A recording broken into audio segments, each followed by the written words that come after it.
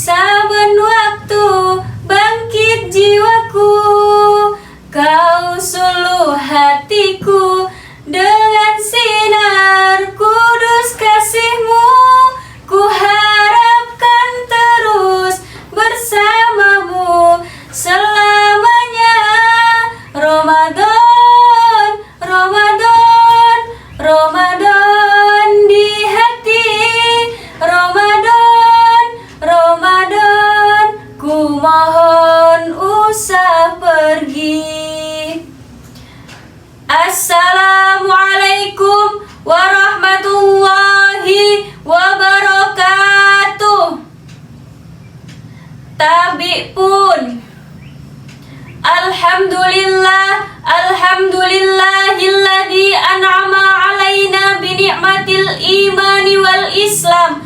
Allahumma sholli ala sayyidina Muhammadin sallallahu alaihi wasallam wa ala alihi wa ashabihi ajma'in.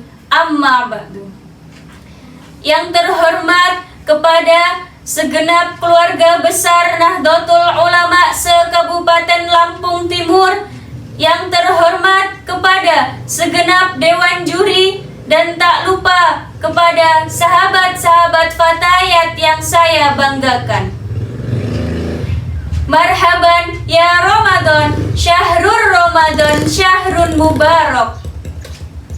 11 bulan telah kita lalui untuk kepentingan dunia. Tersisa 1 bulan yang sangat istimewa, yakni bulan Ramadan.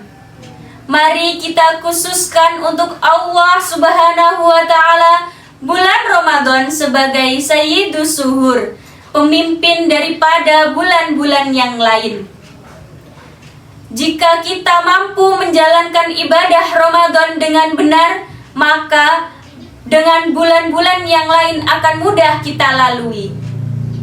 Begitupun sebaliknya, jika sekelas bulan Ramadan saja tidak mampu meningkatkan ibadah kita, maka bagaimana dengan bulan-bulan yang lain?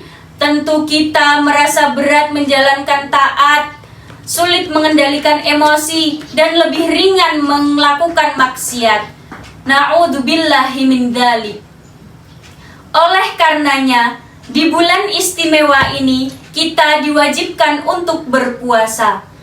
Sebagaimana firman Allah dalam surat Al-Baqarah ayat 183 yang berbunyi, A'udzu billahi minasyaitonir rajim. Bismillahirrahmanirrahim.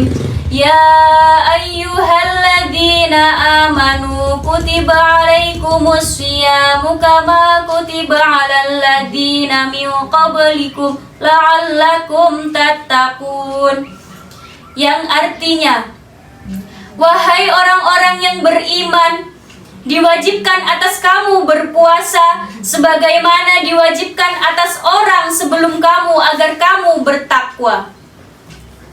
Sahabat-sahabat Fatayat rahimakumullah, alhamdulillah bulan Ramadan telah kita lalui beberapa hari. Maka sudah banyak amal-amal perbuatan yang kita kumpulkan. Namun, apakah setelah amal-amal yang kita kerjakan itu kita bisa berleha-leha dan tidak mawas diri?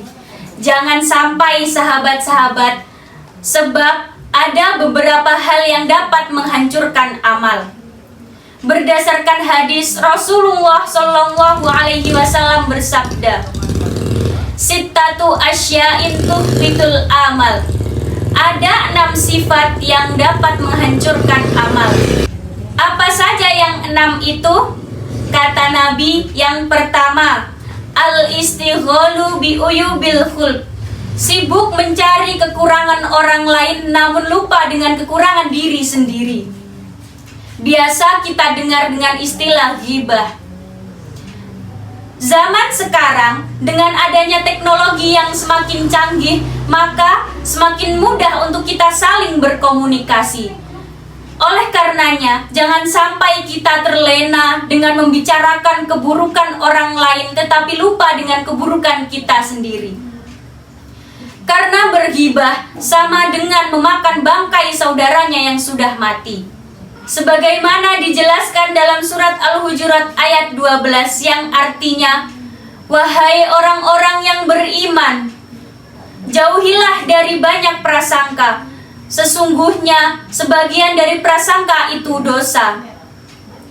Dan janganlah kamu mencari-cari kekurangan orang lain. Dan janganlah ada di antara kamu yang menggunjing sebagian yang lain. Apakah ada di antara kamu yang suka memakan daging saudaranya yang sudah mati? Tentu kamu merasa jijik. Dan bertakwalah kepada Allah. Sesungguhnya Allah Maha Penerima Taubat, Maha Penyayang. Karena itu, lebih baik kita mengoreksi diri kita sendiri karena lebih berfaedah daripada menceritakan kekurangan orang lain. Sahabat-sahabat fatayat rahimakumullah. Yang kedua, hubbud dunia, terlalu cinta pada dunia. Ada beberapa ciri orang yang terlalu cinta kepada dunia, seperti ketika azan sudah berkumandang, tetapi kita tidak cepat-cepat menunaikan ibadah sholat tepat waktu.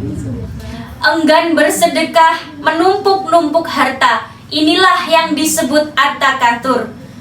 Berlomba-lomba mengumpulkan harta namun enggan bersedekah. Yang ketiga, qillatul haya, kurangnya rasa malu. Seperti wanita yang berpakaian tapi telanjang. Kita tahu bahwa wanita adalah makhluk yang sangat dimuliakan oleh Allah. Hendaknya kita menutup aurat dengan sempurna. Yang keempat, kaswatul qalbi atau keras hati.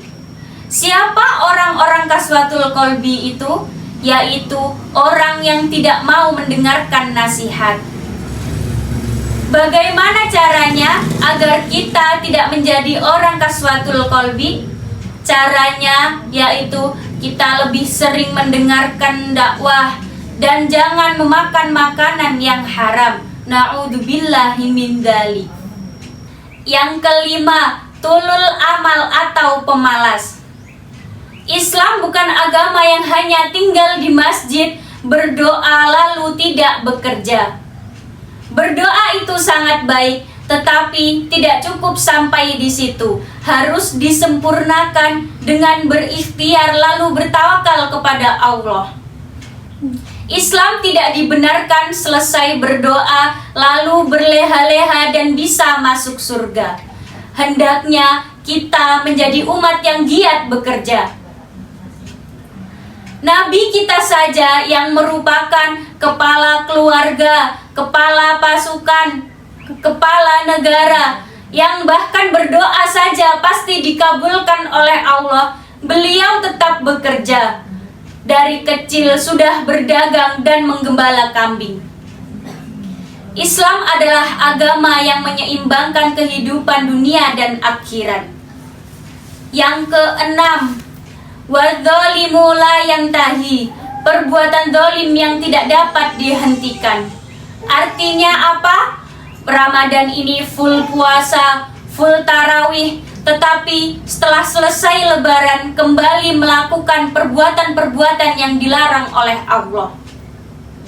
Perkara-perkara yang telah disebutkan tadi tidak cukup hanya kita ketahui, tetapi harus kita hindari agar amal yang kita kumpulkan senantiasa terjaga dengan baik, sehingga Allah senantiasa menyayangi kita sebagai hambanya. Baiklah, itu tadi yang dapat saya sampaikan. Apabila terdapat kesalahan, saya mohon maaf. Kepada Allah saya mohon ampun. Saya akhiri, wallahul muwaffiq ila aqwamit thoriq. Wassalamualaikum warahmatullahi wabarakatuh.